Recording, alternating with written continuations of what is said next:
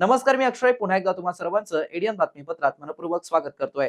आज दिवसभरात घडलेल्या संपूर्ण घटनांचा आढावा आपल्याला घ्यायचाच आहे, परंतु त्या अगोदर नजर टाकूया आज दिवसभरात घडलेल्या काही महत्त्वाच्या आणि ठळक घडामोडींवरती। अर्थसंकल्पात महिलांच्या कल्याणाला प्राधान्य, अर्थसंकल्प महाराष्ट्राच्या प्रगतीला चालना देणारा, उपसभापती डॉक्टर नीलम गोरेंकडून अर्थसंकल्पाचं स्वागत। तर अर्थसंकल्पात शेतकऱ्यांसाठी कर्जमुक्तीची योजना शेतकऱ्यांच्या हिताचा अर्थसंकल्प असल्याचं मंत्री संजय शिरसाट यांचं प्रतिपादन। आता बघूया सविस्तर बातम्या। महाराष्ट्राच्या 2026-27च्या अर्थसंकल्पात महिलांचा सक्षमीकरणापासून ते शेतकऱ्यांच्या कर्जमुक्तीपर्यंत अनेक महत्त्वाच्या तरतुदी करण्यात आल्या आहेत। विधान परिषदेच्या उपसभापती व शिवसेना नेत्या डॉक्टर नीलम गोरे यांनी या अर्थसंकल्पाचं मनापासून स्वागत केलं असून त्यात शाश्वत विकास, सामाजिक न्याय आणि ऐतिहासिक वारसा संवर्धनाला दिलेल्या महत्त्वाचं कौतुक केलं आहे। 2026चा अर्थसंकल्प माननीय मुख्यमंत्री देवेंद्र फडणवीस यांनी विधानसभेमध्ये आणि विधान परिषदेमध्ये अर्थराज्यमंत्री श्री आशिष जयस्वाल यांनी सादर केला। जनादेशाचा चांगल्या प्रकारचा मोठाच पाठिंबा महायुती सरकारला मिळालेला होता। या पार्श्वभूमीवर विकासाचा आता अश्वमेध रथ महाराष्ट्रभर ठिकठिकाणी फिरवून अर्थसंकल्प खेड्यापाड्यापर्यंत आणि जनसामान्यांपर्यंत पोहोचवणं आवश्यक होतं। ते काम या अर्थसंकल्पातून साध्य झालेलं आहे असं माझं मत हा अर्थसंकल्प पाहिल्यावरती झालेलं आहे। हे वर्ष शेतकरी महिलांच्यासाठीचं वर्ष म्हणून संयुक्त राष्ट्रसंघाने जाहीर केले आहे। याच्या नामोल्लेखाबरोबरच लाडक्या बहिणींच्यासाठी भरीव तरतूद केलेलीच आहे। त्याखेरीज आंतरराष्ट्रीय महिला दिनाच्या शुभेच्छा सरकारने दिलेल्या आहेत। पण तेवढंच न करता विशेष म्हणजे अनेक वर्षापासून प्रलंबित असलेली आमची मागणी की एकल महिलांच्यासाठी, ज्या विमेन हेडेड हाऊसहोल्ड, ज्या कमवती स्त्री एकटीच ज्या घरामध्ये असते, अशा स्त्रिया प्रत्येक गावात किती आहेत? काही वेळेला आपत्तीमुळे किंवा अन्य दुर्घटनांमुळे किंवा परिस्थितीमुळे स्त्रियांवरती एकल जीवन कंठण्याची वेळ येते। तर त्यांचं सर्वेक्षण करून त्यांच्यासाठी योजना करण्याचं आणि त्यांच्यासाठी धोरण करण्याची घोषणाही सरकारने केलेली आहे। त्याचं मी स्वागत करते। याखेरीज एक मला दिसतंय की शाश्वत विकास, प्रगतिशील महाराष्ट्र असे जवळजवळ 12-13 मुद्दे घेऊन सर्वसमावेशक असं प्रत्येक गावापर्यंत रस्ते पोहोचण्याची भूमिकेबरोबरच पायाभूत सुविधा भरपूर दिलेल्या आहेत। बाळासाहेब ठाकरे यांची जन्मशताब्दी होते, त्यांना अभिवादन केलेलं आहे। तसंच रोजगाराभिमुख पर्यटन, वेगवेगळ्या ठिकाणचं संगणकीकरण, विमानतळांचं विस्तारीकरण आणि शेतकऱ्यांना कर्जमाफी या संदर्भात त्यांनी पावलं उचललेली आहेत। कर्जमाफी पूर्ण झाली नाही तरी सुद्धा चांगल्या प्रकारे परतफेड करणाऱ्या शेतकऱ्यांना 50,000 रुपयाचा प्रोत्साहन भत्ता सरकारने जाहीर केलेला आहे। आणि त्याचबरोबर वेगवेगळ्या प्रकारचे 12 किल्ले जे आहेत शिवकालीन, त्यांच्या जतनासाठी निधी दिलेला आहे। पानिपतचं स्मारकसुद्धा उभारण्याच्याबद्दल भूमिका घेतलेली आहे। आणि माननीय देवेंद्र फडणवीस, माननीय एकनाथ शिंदे आणि उपमुख्यमंत्री सुनेत्राताई पवार यांचं मी अभिनंदन करते। त्यांचे लाडक्या बहिणींच्या वतीने त्यांचे आभार मानते। परंतु त्याचबरोबर अजितदादा पवार यांनी 11 वेळेला अर्थसंकल्प मांडला होता, त्यांची उणीव देखील निश्चितपणाने भासली हे मी नमूद करते। कालच्या अर्थसंकल्पात मुख्यमंत्री देवेंद्र फडणवीस यांनी शेतकऱ्यांच्या हिताचे निर्णय घेतले असून सदरचा अर्थसंकल्प शेतकऱ्यांच्या हिताचा असल्याचं आणि विरोधकांना धडकी भरवणारा असल्याचं प्रतिपादन मंत्री संजय शिरसाट यांनी केलं आहे।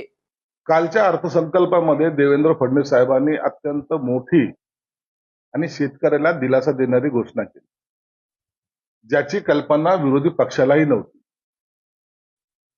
कारण की सरकारची असलेली आर्थिक स्थिती,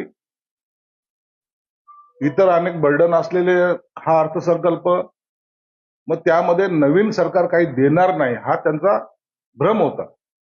आणि तो भ्रमाचा भोपळा देवेंद्र फडणवीस साहेबांनी फोडला आणि शेतकऱ्याला 2 लाखाची कर्जमाफीची घोषणा केली। एखाद्या योजनेची घोषणा करताना त्यापूर्वी त्याचा रीतसर अभ्यास करावा लागतो। एक समिती असते। 15 सप्टेंबरच का? याला काय लॉजिक आहे? हे सगळं समजून घेतलं पाहिजे. परंतु ज्यांनी प्रशासन चालवल्यानंतर सुद्धाही त्यांना हे कळालं नाही, हे दुर्दैव त्यांचं आहे. म्हणून सरकारने ह्या सगळ्या बाबीचा विचार केलेला आहे. एकूण शेतकरी किती आज तुम्ही जर पाहिलं असेल तर याचा फायदा कसा आणि कोणत्या विभागाला किती पत होणार आहे त्याची संख्या सुद्धा अनेक वर्तमानपत्रांनी पण चॅनलनी पण ही दाखवलेली आहे. याचं मागचं लॉजिकच हे की त्या शेतकऱ्यांना त्या 15 सप्टेंबर पासून ती योजनेचा लाभ होणार आहे. हा लाभ केव्हा होणार, केव्हा पैसे देणार आहे, काल घोषणा झाली मग आज आता जायचं का बँकेत, असं नसतं. त्याला एक ठराविक पिरियड जो आहे तो द्यावा लागतो, प्रोसिजर सगळी कंप्लीट करावी लागते. आणि मला वाटतं या महिनाभरामध्ये हे त्याच्या अर्थसंकल्पामध्ये जी तरतूद या तरतुदीनुसार त्यांना त्यांच्या खात्यावर ते पैसे निश्चितच वळती केले जातील. म्हणून शेतकरी हा मुळामध्ये आता मागे तुम्ही पाहिलं की अवकाळी पावसामुळे परेशान होता. त्याला जवळपास 20,000 कोटी रुपयाचं आपण कर्ज वाटप करण्याचा संकल्प केला. 17-18 हजार कोटी रुपये वाटले. त्याच्यानंतर सुद्धा शेतकरी त्या अडचणीतून बाहेर निघालाय का, तर त्याला दिलासा द्यायचं काम या सरकारने केलेलं. म्हणून याचं तर खरं तर अभिनंदन केलं पाहिजे. परंतु त्याच्यावरच प्रतिप्रश्न विचारून मग कधी होणार, काय होणार, अरे जे तुम्हाला शक्य झालं नाही ते हे सरकार करतंय. आणि म्हणून आत्ताची परिस्थिती पाहता मला वाटतं 1 महिन्याच्या आतमध्ये या सर्व प्रोसेस कंप्लीट होतील आणि त्यांना ते कर्जमुक्तीपासून दिलासा सुद्धा मिळेल. पंतप्रधान नरेंद्र मोदी हे ठाम आणि स्वाभिमानी नेतृत्व करत असून त्यांच्या प्रतिमेला धक्का लावण्याचा प्रयत्न काही विरोधकांकडून होत आहे. त्यामध्ये प्रकाश आंबेडकर एक पाऊल पुढे असल्याचं दिसून येत आहे, असं प्रतिपादन भाजप महाराष्ट्र प्रदेश उपाध्यक्ष अमर साबळे यांनी समाज माध्यमांवरती केलं आहे. प्रधानमंत्री नरेंद्र मोदीजी कुणाच्याही दबावाखाली काम करत नाही. जगातील जेवढे मोठे नेते आहेत त्या सर्व नेत्यापेक्षा सर्वाधिक लोकप्रिय नेता जगामध्ये कोण असेल तर प्रधानमंत्री नरेंद्र मोदीजी आहेत. प्रधानमंत्री नरेंद्र मोदीजींनी आपल्या कर्तृत्वाचा आणि राजकीय ध्येय धोरणाचा आणि आपल्या अलिप्ततावादी धोरणाचा कायम पाठपुरावा केला असल्यामुळेच त्यांची जगातील प्रतिमा उंचावलेली आहे. त्यांच्या जगातील उंचावलेल्या प्रतिमेला गालबोट लावण्याचं पाप या देशातील विरोधी पक्ष करत आहेत आणि त्याच्यामध्ये प्रकाश आंबेडकर एक पाऊल पुढे आहे. भाजपचे माजी खासदार अमर साबळे यांनी प्रकाश आंबेडकर यांच्या विरोधात टीका केल्याचा आरोप करत वंचित बहुजन आघाडी आक्रमक झाली आहे. या वक्तव्याच्या निषेधार्थ क्रांती चौकात कार्यकर्त्यांनी त्यांच्या प्रतिमेला जोडे मारो आंदोलन केलंय. तसेच अमर साबळे यांच्या तोंडाला काळे फासणाऱ्याला 1 लाख रुपयांचं बक्षीस देण्याची घोषणा देखील करण्यात आली आहे. महाराष्ट्रामध्ये जे मुंबईला श्रीमती बाळासाहेब आंबेडकरांनी एसटी फाईलच्या संदर्भात जे आंदोलन मुंबईला केलं होतं त्या आंदोलनाच्या विरोधात या ठिकाणी भाजपचा जो पाळीव कुत्रा आहे अमर साबळे, जो RSSचा पाळलेला कुत्रा आहे, त्यांनी जे स्टेटमेंट बाळासाहेब आंबेडकरांच्या विरोधात दिलं त्याची अवकाश नाही. जो हा हरामखोर अमर साबळे हा त्याची राज्यसभा वाचवण्यासाठी त्याला आणि काहीतरी तिकडून हड्डी भेटेल नरेंद्र मोदी कोण या उद्देशानं त्या हरामखोराने त्या ठिकाणी बाळासाहेब आंबेडकरांच्या विरोधात टीका केली. त्याच्या विरोधात आम्ही या ठिकाणी तीव्र निदर्शनं करतोय. आम्ही या सोशल मीडियाच्या माध्यमातून सांगतोय अशा हरामखोरांना या ठिकाणी नंतर खपवून घेतला जाणार नाही. या अमर साबळे ज्याही ठिकाणी दिसेल त्याला चपलानं मारण्यात येईल आणि त्याच्या तोंडाला काळं फासण्यात येईल. आणि औरंगाबाद शहरात आणि योग आघाडीच्या वतीने आम्ही सांगतोय की त्याच्या तोंडाला महाराष्ट्रामध्ये जो जिरा दिसेल त्याच्या तोंडाला काळं फासल्यानंतर मी स्वतः सतीश गायकवाड 1 लाख रुपये बक्षीस या ठिकाणी जाहीर करतोय. अमर साबळे जे एक कुत्र्याचे शत्रू, तिला 100 दिवस जरी फुकणीमध्ये ठेवलं ना ती वाकडीन वाकडीच राहणार आहे. मी आपल्या माध्यमातून हे आवाहन करतो की अमर साबळे, तुम्हाला राज्यसभा भेटावं म्हणून तुम्ही सगळे प्रयत्न केले. मागच्या वेळेस बी तुम्ही कोणाची दलाली, मला नाव नाही घ्यायचं, पण तुम्ही कोणाची दलाली करत होते, कोणाला बाया पुरवत होते म्हणून तुम्हाला ती राज्यसभाची जागा मिळाली. माझं या ठिकाणी आव्हान आहे की ज्यावेळेस बी तुम्ही संभाजीनगर औरंगाबादमध्ये येशाल तर तुम्हाला, यावेळेस आम्ही इतके दिवस तुम्हाला काही म्हणलो नाही, परंतु आता तुम्हाला तुमची अवकात आणि तुमची जागा दाखवणार आहे. तुम्हाला वाटतं तुम्ही सत्तेत आहे, परंतु तुम्ही सत्तेत जरी असले तर तुमचा माज उतरवण्याची ताकद फक्त आंबेडकरी समाजामध्ये आहे. आणि आंबेडकरी फुले शाहू आंबेडकरांच्या विचारांचे जे कार्यकर्ते, जोपर्यंत आम्ही संविधानाला मानणारे आहे, जोपर्यंत आम्हाला समजतं तोपर्यंत आम्ही संपूर्ण 100% संविधानाच्या मार्गाने चालतो. परंतु जर हद्दीच्या बाहेर जर तुम्ही या पद्धतीनं जर बोलत असाल तर आम्हालाही अनेक लोकांना आम्ही सरळ केलेलं आहे आणि अमर साबळेला बी सरळ केल्याशिवाय आम्ही राहणार नाही.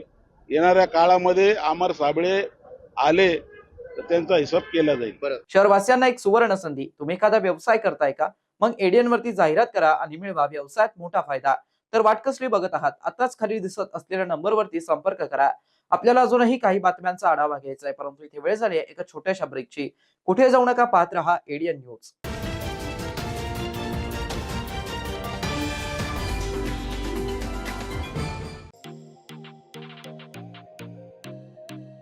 शहराच्या मध्यवर्ती भागामध्ये व्यवसाय सुरू करण्याची एक सुवर्ण संधी. TV centre Sanjay Gandhi market जवळ 300 आणि 350 स्क्वेअर फूट दुकान भाड्याने देणे आहे. तळमजला आणि पहिला मजला. संपर्क 80877711808.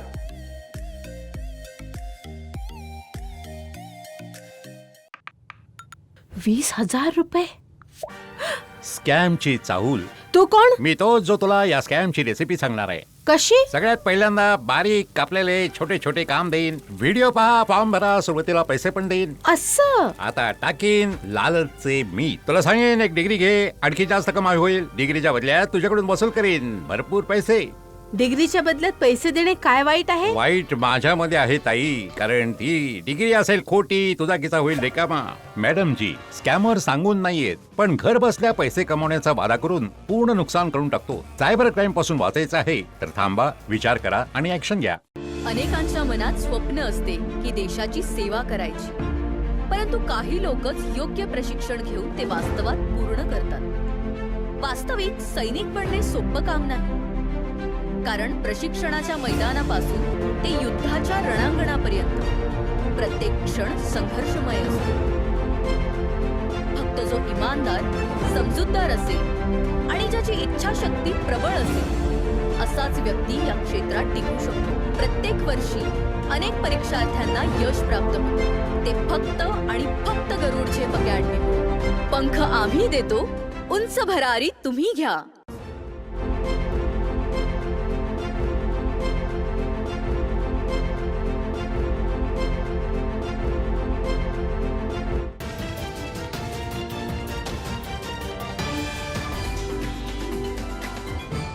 नमस्कार. ब्रेक नंतर पुन्हा एकदा स्वागत. आपण बघत आहात एडीएन बातमीपत्र.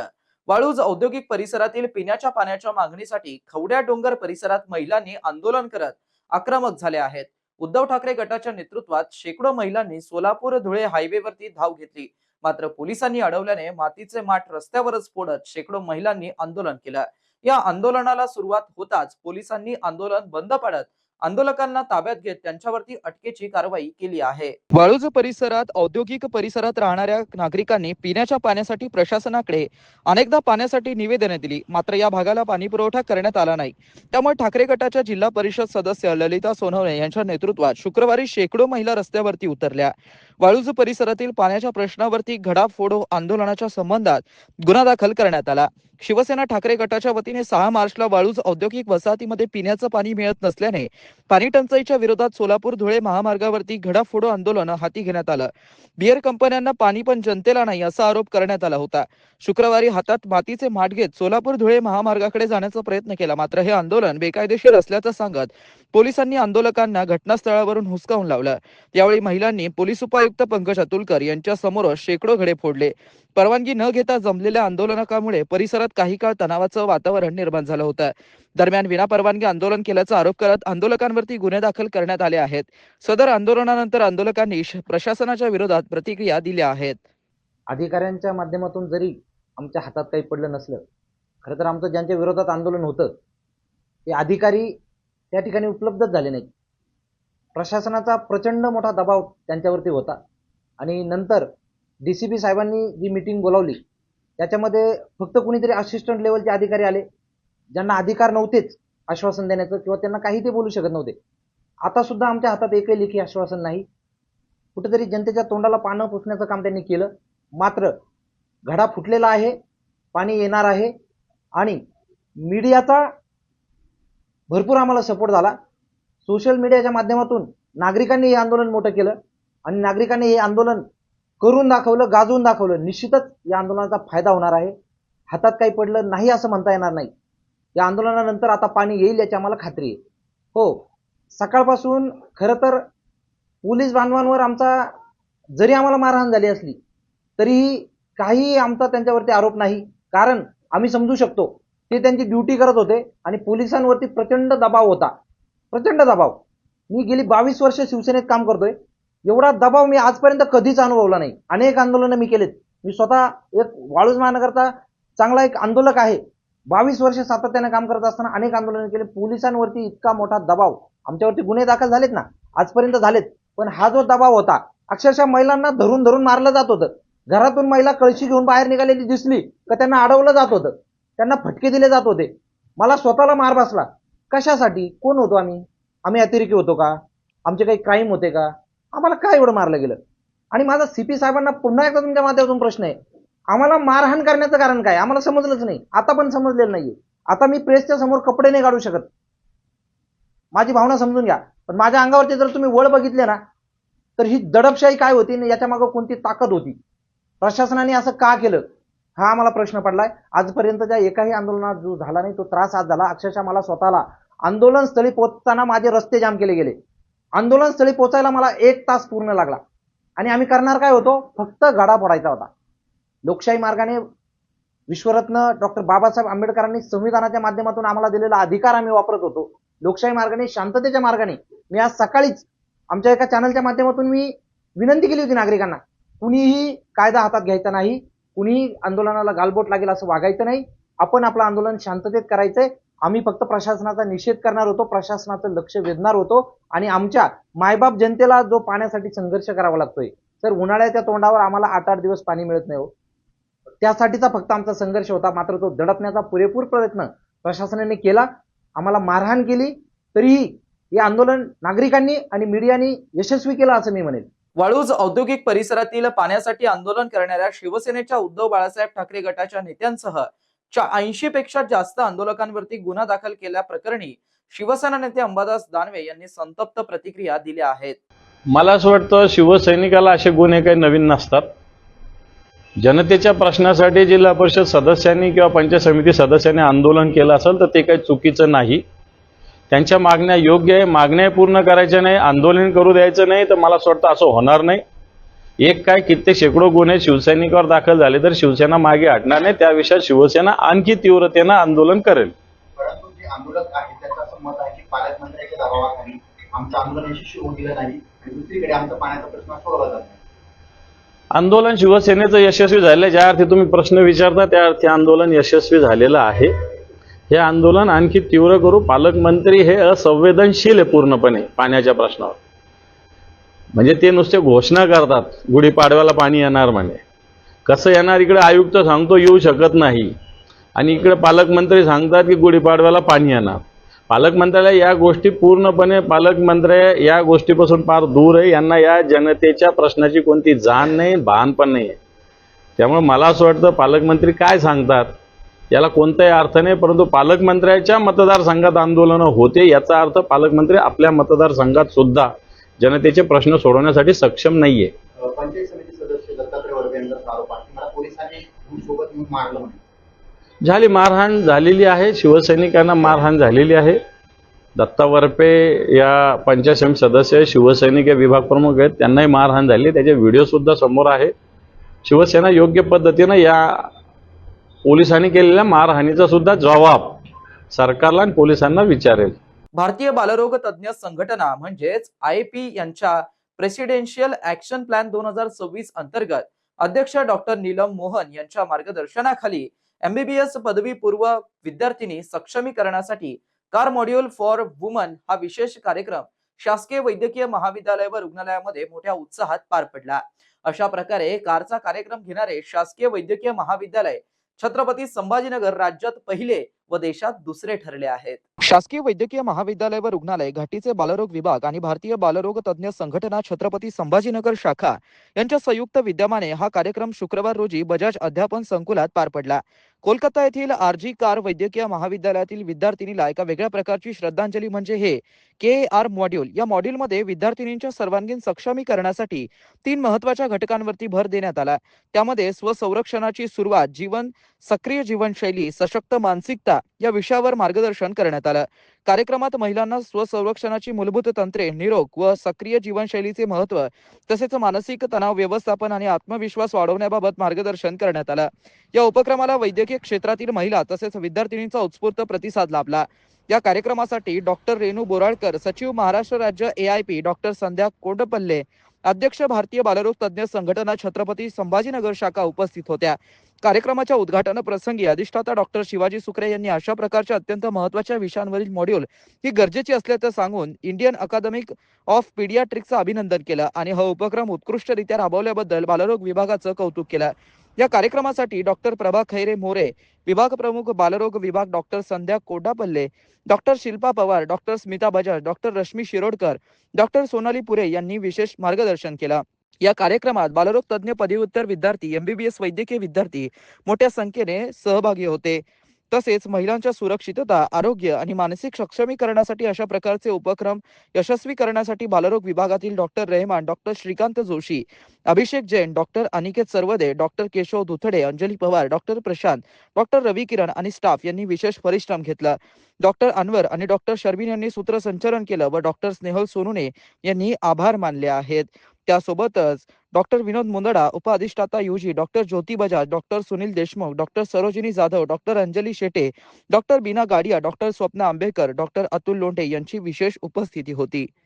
महिलांमधील गर्भाशय मुखाचा कर्करोग रोखण्यासाठी जिल्हा प्रशासनाने 14 वर्ष पूर्ण झालेल्या किशोरवयीन मुलींना ह्युमन पॅपिलोमा व्हायरस प्रतिबंधक लस मोफत देण्यात येणार आहे. तर दुसरीकडे या लसीकरणाला माजी आमदार हर्षवर्धन जाधव यांनी विरोध दर्शवलाय. ज्या लसी अमेरिकेने बंद केल्या, ज्या लसी मुलींना मारतात, मुलींना मातृत्वापासून वंचित करतात असा आरोप त्यांनी केला असून आता त्या लसी भारतात 14 वर्षाखालील मुलींना दिल्या जात असल्याचा आरोप जाधव यांनी जारी केलेल्या व्हिडिओच्या माध्यमातून केला आहे. जय श्रीराम. घ्या घ्या लसी घ्या, लसी घ्या. ज्या लसी अमेरिकेने बंद करून टाकलेल्या आहेत त्यांच्या देशामध्ये, कारण की त्या लसी त्या मुलींना त्यांच्या मारतायत, त्यांना मातृत्वाच्या हक्कापासून परावृत्त करतायत. आता त्याच लसी भारतामध्ये भारत सरकारच्या शिक्क्यानी आपल्या प्राथमिक आरोग्य केंद्र आणि ग्रामीण रुग्णालयाच्या ANM आपल्याला देणार आहेत. किती सुखद बातमी. वंजाऱ्यांनाही देणार आहेत, मराठ्यांनाही देणार आहेत, कोळ्यांनाही देणार आहेत. वा, अभिनंदन. लस आली, लस घ्या, लस. प्रत्येकाने आपल्या आपल्या मुलीला, 14 वर्षाच्या मुलीला बर्बाद करून टाका. चला लाईनमध्ये उभं राहा. ANM ना लाजा नाहीत, कारण वरून ऑर्डर आली की ANM म्हणणार माझा पगार सुरू राहिला पाहिजे, मी लस टोचणारच. THO ला काही लाज नाही, DHO ला लाज नाही, आरोग्य खात्याच्या सचिवाला लाज नाही, इथं पंतप्रधानाला लाज उरली नाही. तर कोणाला उरणार आहे? आणि पंतप्रधान छक्का का झाला? तर देश छक्का आहे म्हणून. का देश छक्का आहे? का? कारण तो विचारच करत नाही मतदानाच्या वेळेला की मतदान कशासाठी करायचं आणि कोणासाठी करायचं. इलेक्शन कमिशन छक्क झालं, कारण का रिकामे कामं करू करू इलेक्शन कमिशन गोत्यात येऊन गेलं. सुप्रीम कोर्टाचं उठना. सुप्रीम कोर्ट काय न्यूयॉर्कच्या सुप्रीम कोर्टाप्रमाणे नाहीये, ढिल्ल सुप्रीम कोर्ट आहे देशाचं, म्हणून त्याचं पण उठना. अशा या अमाप मोठ्या जनसत्तेमधून लस मिळणार. आता प्रत्येक मुलीला लस घ्या, लस घ्या, लस. 14 वर्षाच्या वरच्या मुलीला लस घ्या आणि बर्बाद करून घ्या. चला लाईनमध्ये उभा राहा. लस घेतल्याशिवाय लाडकी बहीण मिळणार नाही. लाडकी बहीण पाहिजे का? लस घ्या. लाडकी हे पाहिजे का? लस घ्या. ते पाहिजे का? लस घ्या. लस घ्या, लस. चला आता मीच कॅम्पेन सुरू करतो.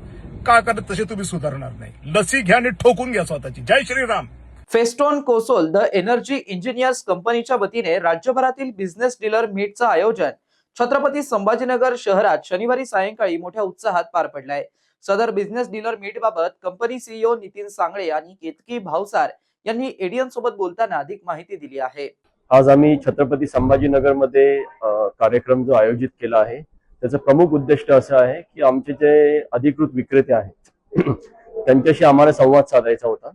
ज्याला आपण डीलर मीट म्हणतो, तसे आमचे सगळ्या पूर्ण मराठवाड्यातले, पूर्ण उत्तर महाराष्ट्रातनं, विदर्भाच्या काही भागातनं अधिकृत जे आमचे ऑथोराइज डीलर आहेत, अशा बऱ्याच ठिकाणच्या लोकांना आम्ही इथे बोलवलेलं आहे.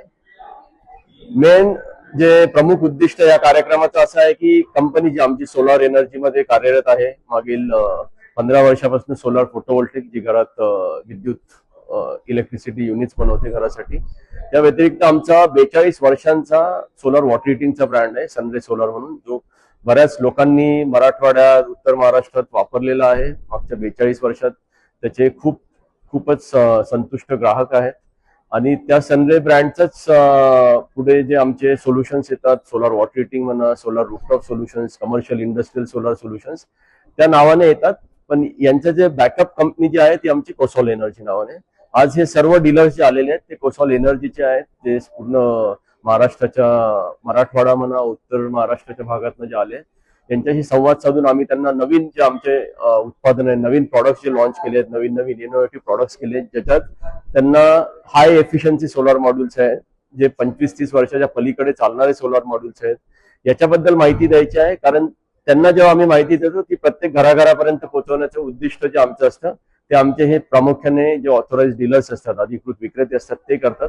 आणि त्यांच्या माध्यमातूनच आम्ही सर्व जे ज्ञान आहे सोलार मधलं आणि त्या ज्ञानाच्या पलीकडे जाऊन जे आमचे उत्कृष्ट गुणवंत क्वालिटी दर्जाचे प्रॉडक्ट्स आहेत, जे आम्ही पूर्ण जगभरात पसरवतो, त्याच दर्जाचा माल आम्ही भारतातही देत असतो. प्रामुख्याने आम्ही अमेरिका म्हणा, युरोप, तिथे ज्या क्वालिटीचे स्टँडर्ड्स असतात, हाय क्वालिटी, एकदा ते झाल्यानंतर आम्ही त्याच क्वालिटीचे रॉ मटेरियल, कच्चा माल वापरून जे मॉड्यूल बनवतो ते भारतासाठी देत असतो. आमची कंपनी भारतभरात 2015 पासून सोलार फोटोव्होल्टेक जी इलेक्ट्रिसिटी जनरेशन मध्ये काम करते. आम्ही मॉड्यूल बनवण्या व्यतिरिक्त स्वतः ईपीसी प्रोजेक्ट्स करत असतो, जनरेशन गॅरंटी जिथे देतो युनिट्स बनवण्याची, असे प्रोजेक्ट्स करत असतो. आणि आमचे बरेचसे म्हणजे रेसिडेन्शियल म्हणा, घरांचे युजर्सच्या व्यतिरिक्त कमर्शियल इंडस्ट्रीज, मोठ्या कंपन्या या आमचे ग्राहक आहेत. आणि आमचे प्रॉडक्ट्स वापरल्यानंतर त्यांना जे जनरेशन मिळतं ते बघून आम्हाला अजूनही नवीन ऑर्डर्स मिळत असतात. आणि ह्याच उद्देशाने आम्ही कार्यरत असतो की लोकांपर्यंत एक चांगल्या दर्जाचा सोलार पॅनल आणायचा, चांगल्या दर्जाचे सोलार सोल्युशन्स आणायचे, जेणेकरून महाराष्ट्र म्हणा किंवा देशभर किंवा जगभरातील कस्टमर्सला त्यांच्या रूफटॉपचा म्हणा, त्यांच्या जागेचा एकदम अतिशय हाय प्रोडक्टिव्हिटी असा वापर करून, युटिलायझेशन होऊन जास्तीत जास्त युनिट्स त्यांना जनरेट करता आले पाहिजे, हा आमचा उद्देश असतो. शेवटी पुन्हा एकदा नजर टाकूया आज दिवसभरात घडलेल्या काही महत्त्वाच्या आणि ठळक घडामोडींवरती. अर्थसंकल्पात महिलांच्या कल्याणाला प्राधान्य, अर्थसंकल्प महाराष्ट्राच्या प्रगतीला चालना देणारा. उपसभापती डॉक्टर नीलम गोरेंकडून अर्थसंकल्पाचं स्वागत. तर अर्थसंकल्पात शेतकऱ्यांसाठी कर्जमुक्तीची योजना शेतकऱ्यांच्या हिताचा अर्थसंकल्प असल्याचं मंत्री संजय शिरसाट यांचं प्रतिपादन. आणि याबरोबरच हे बातमीपत्र इथे संपलं. पुन्हा भेटूया पुढील बातमीपत्रात. तोपर्यंत पाहत रहा आपल्या हक्काचं बातमीपत्र ADN न्यूज.